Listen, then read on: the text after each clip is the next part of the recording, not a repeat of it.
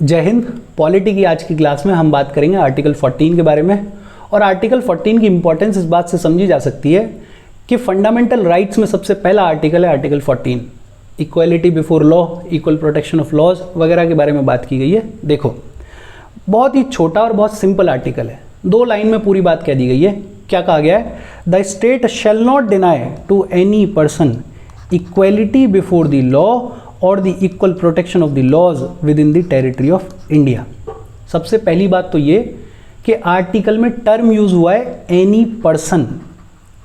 Person की जगह अगर कहीं सिटीजन टर्म यूज हो जाता तो इस आर्टिकल का स्कोप बहुत नैरो हो जाता। लेकिन जैसे ही एनी पर्सन टर्म यूज हुआ तो ये एंश्योर कर दिया गया कि आर्टिकल 14 के तहत सिटीजन्स के अलावा फॉरेनर्स और फॉरेनर्स के अलावा लीगल पर्सन्स में कौन कौन आता है?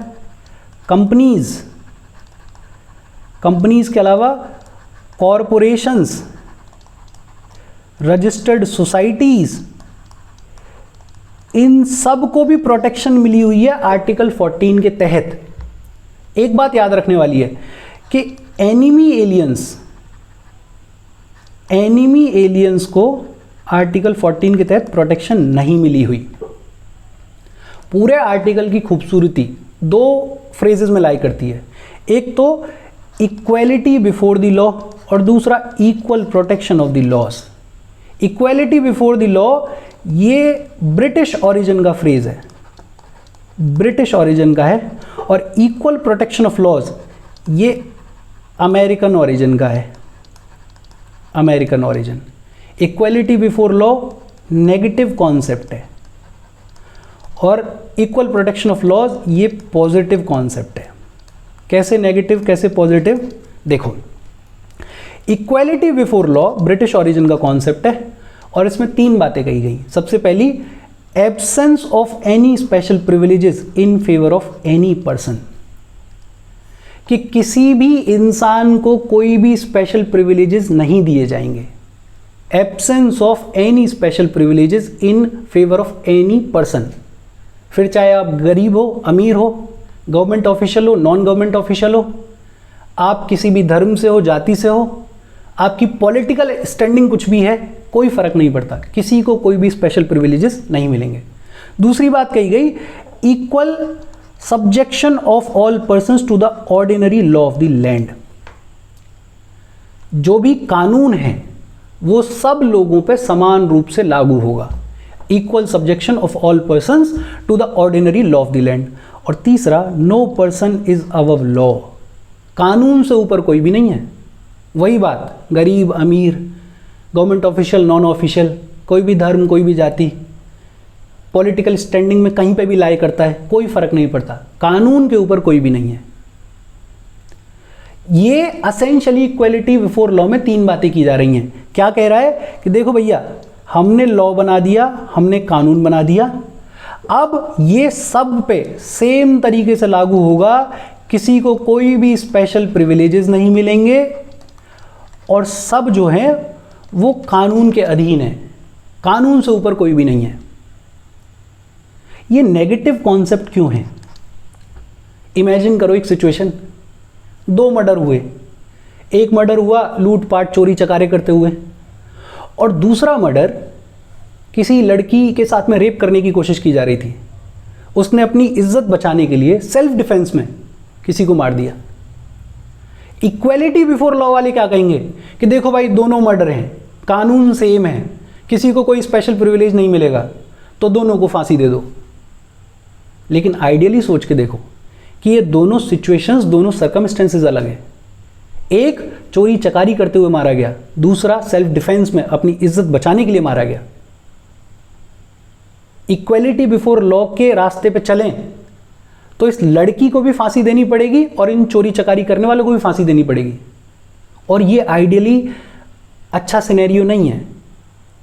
इसलिए equality before law is negative concept, और यहां एंट्री होती है इक्वल प्रोटेक्शन ऑफ लॉज की, जो कि अमेरिकन ओरिजिन का कॉन्सेप्ट है।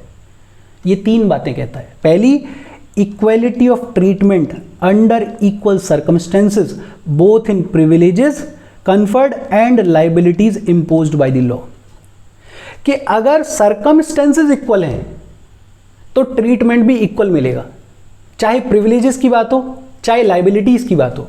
फॉर एग्जाम्पल अगर लाइबिलिटीज की बात करें तो हम सबको टैक्स देना होता है। एक आदमी 5 लाख रुपए कमाता है, एक आदमी 5 करोड़ रुपए कमाता है।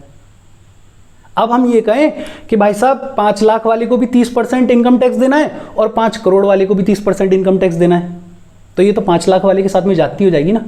इन दोनों के सर्कमस्टेंसेस अलग हैं, तो लॉ की जो लाइबिलिटी है, इनको जो टैक्स पे करना है वो भी अलग अलग पे करना है। 5 करोड़ वाले को अलग करना है, 5 लाख वाले को कुछ नहीं करना है।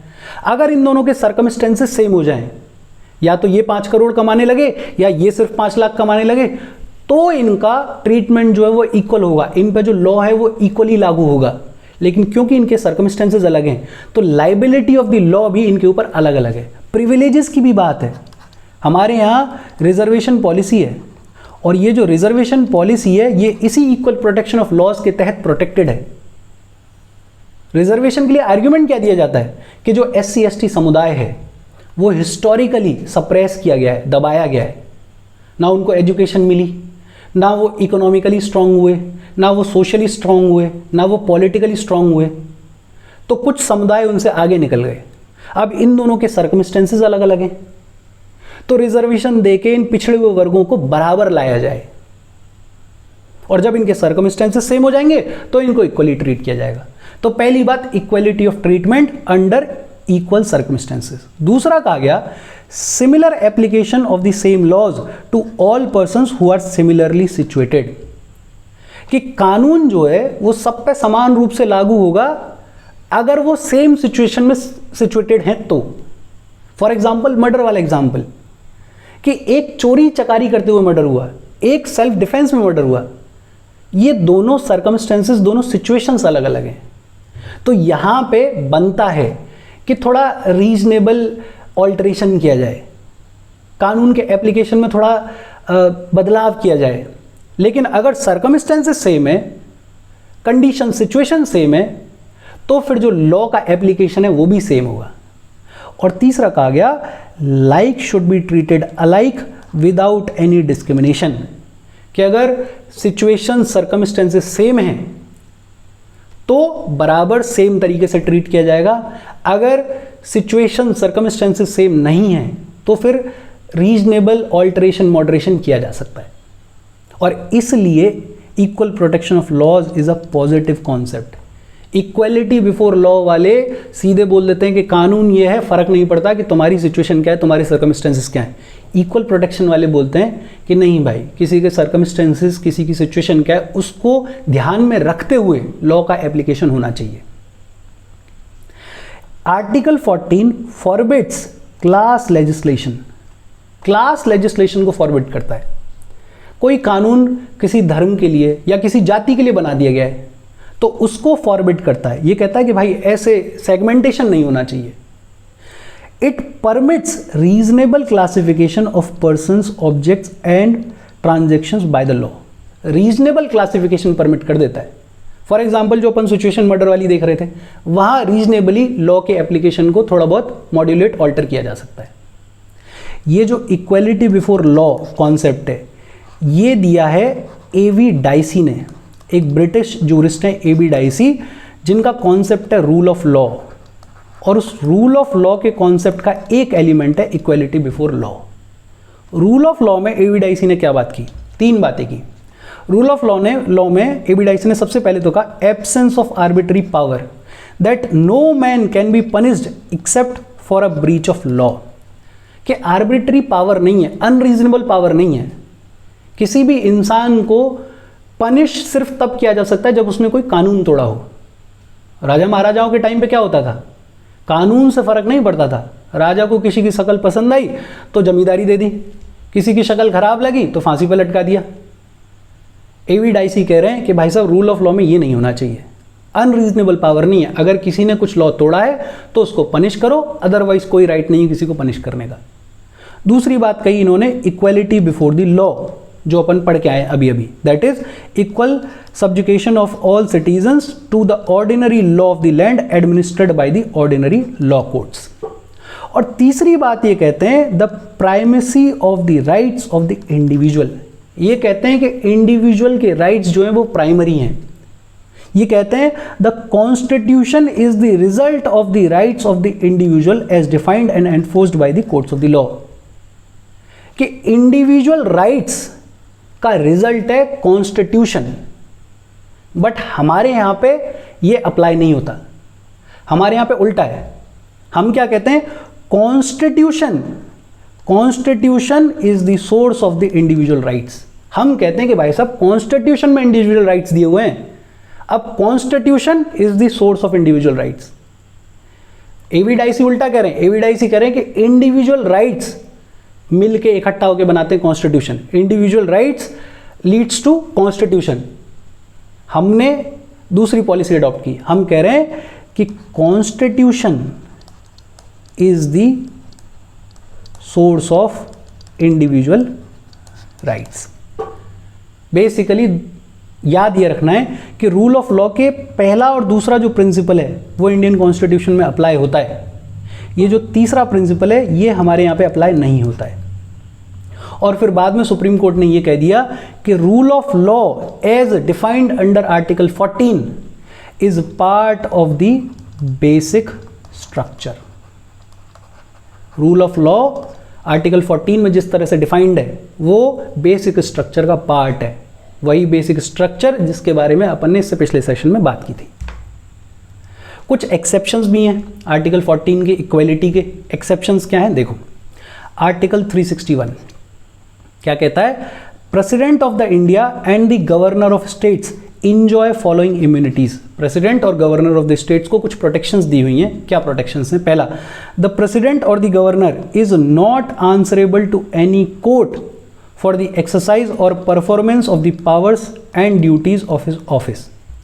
प्रेसिडेंट या गवर्नर अपने ऑफिस में बैठ के अपनी ड्यूटीज को फुलफिल करने के लिए अपनी पावर्स को किस तरह से यूज कर रहा है उसके लिए किसी भी कोर्ट में आंसरेबल नहीं है, जवाबदेह नहीं है। दूसरा, no criminal proceedings shall be instituted or continued against the president or the governor in any court during his term of office। President या गवर्नर जिस दिन से अपने ऑफिस में एंटर करते हैं और जब तक ऑफिस में रहते हैं उनके ऊपर ना कोई क्रिमिनल प्रोसीडिंग इनिशिएट की जा सकती है और ना किसी क्रिमिनल प्रोसीडिंग को कंटिन्यू किया जा सकता है। तीसरा, no process for the arrest or imprisonment of the president or the governor shall be issued from any court during his term of office। जब तक प्रेसिडेंट या गवर्नर ऑफिस में हैं तब तक उनके अगेंस्ट में कोई भी अरेस्ट या फिर इम्प्रिजनमेंट की प्रोसेस को इनिशिएट नहीं कर सकता कोर्ट। और लास्ट इम्यूनिटी प्रेसिडेंट या गवर्नर को क्या है, no civil proceedings against the president और the governor shall be instituted during the term of office in any court in respect of any act done by him in his personal capacity, whether before or after he entered upon his office, until the expiration of 2 months next after notice has been delivered to him। कि civil proceedings को भी initiate नहीं किया जा सकता। Civil proceedings को initiate करने से पहले 2 महीने पहले नोटिस देना पड़ेगा। नोटिस दो, उसके बाद 2 महीने बाद सिविल प्रोसीडिंग्स को इनिशिएट किया जा सकता है। क्रिमिनल तो की ही नहीं जा सकती, सिविल के लिए 2 महीने का नोटिस देना पड़ेगा। अरेस्ट और इम्प्रिजनमेंट के लिए कोई प्रोसेस इनिशिएट की नहीं जा सकती और वो अपने ऑफिस में अपने ड्यूटीज़ को फुलफिल करने के लिए क्या कर रहे हैं, क्या स्टेप्स ले रहे हैं, उसके लिए किसी भी कोर्ट में क्वेश्चन नहीं किया जा सकता। ये कहा गया है आर्टिकल 361 में। 361A में बात की गई जर्नलिस्ट के बारे में। क्या कहा गया, no person shall be liable to any civil और criminal proceedings in any court in respect of the publication in a newspaper or by radio or television of a substantially true report। ये important है, substantially true report of any proceedings of either house of the parliament or either house of the legislature of the state। Parliament के किसी भी house में, state legislature के किसी भी house में जो भी चीज़ें हुई उनसे रिलेटेड अगर कोई न्यूज़पेपर कुछ पब्लिश करता है या रेडियो पे कुछ कहता है या टीवी पे कुछ दिखाता है और वो ट्रू दिखा रहा है, सच जो हुआ वो दिखा रहा है, जो रिपोर्ट पब्लिश हुई उसी के बारे में पूरी सच्चाई के साथ में दिखा रहा है, तो उसके अगेंस्ट में कोई भी सिविल या फिर क्रिमिनल प्रोसीडिंग्स को इनिशिएट नहीं किया जा सकता। बेसिकली जर्नलिस्ट वगैरह लोगों को प्रोटेक्शन प्रोवाइड की गई है आर्टिकल 361A में। इसके अलावा कुछ प्रोटेक्शंस जो हैं वो एमपीज और एमएलएस को भी दी जाती हैं। एमपीज को प्रोटेक्शन दी गई है आर्टिकल 104 में। No member of the parliament shall be liable to any proceedings in any court in respect of anything said or any vote given by him in the parliament or any committee thereof। Basically मतलब ये है कि parliament के floor पे खड़े होकर अगर कोई एमपी कुछ भी कहता है या कोई वोट देता है फेवर में या अगेंस्ट में, तो उसको किसी भी कोर्ट में क्वेश्चन नहीं किया जा सकता, उसके अगेंस्ट में कोई भी प्रोसीडिंग्स इनिशिएट नहीं की जा सकती। तभी तो जितने भी पॉलिटिशियन हैं वो पार्लियामेंट के फ्लोर पे बोलना चाहते हैं। बाहर अगर कुछ बोलेंगे तो कोर्ट के सामने खड़ा कर दिया जाएगा, पार्लियामेंट के फ्लोर पे बोलते हैं तो इम्यूनिटी है, प्रोटेक्शन है। सेम यही प्रोटेक्शन एमएलएस को प्रोवाइड की गई है आर्टिकल 194 में। No member of the legislature of a state shall be liable to any proceedings in any court in respect of any thing said और any vote given by him in the legislature और any committee thereof. बड़ा simple, MLAs के लिए भी वही same protection है। Article 31C, इसके बारे में अपन थोड़ा और डिटेल में आगे पढ़ेंगे। ये आर्टिकल 14 का एक्सेप्शन है।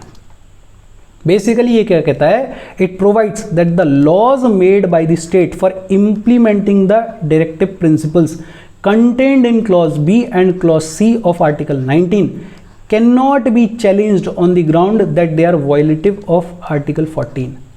डीपीएसपी का एक आर्टिकल, आर्टिकल 39 अपन पढ़ेंगे आगे चलते हुए, उसके क्लॉज बी और क्लॉज सी के इंप्लीमेंटेशन के लिए अगर गवर्नमेंट कोई भी पॉलिसी, कोई भी रूल रेगुलेशन बनाती है तो उसको कोर्ट में चैलेंज नहीं किया जा सकता, ये कहते हुए कि वो आर्टिकल 14 को वायलेट करता है। The supreme court held that where article 31C comes in, article 14 goes out. Supreme court ने भी इस पर मोहर लगा दी कि हाँ भाई, अगर 31C के तहत 39 क्लॉज बी और क्लॉज सी का कोई भी इंप्लीमेंटेशन के लिए कानून बनाया गया है तो फिर आर्टिकल 14 उसके आड़े नहीं आ सकता। इसके अलावा कुछ प्रोटेक्शंस दी गई हैं। फॉरेन सोवरेन्स रूलर्स, मतलब फॉरेन कंट्रीज के कोई भी प्रेसिडेंट, प्राइम मिनिस्टर या रूलर्स वगैरह आते हैं, एम्बेसडर्स, डिप्लोमेट्स, उनको भी इम्यूनिटी है from criminal and civil proceedings. UNO और उसकी इन एजेंसीज को भी डिप्लोमेटिक इम्यूनिटी मिली हुई है इंडिया में। ये बात हुई आर्टिकल 14 की। यहां तक कोई डाउट हो please comment. Thank you very much.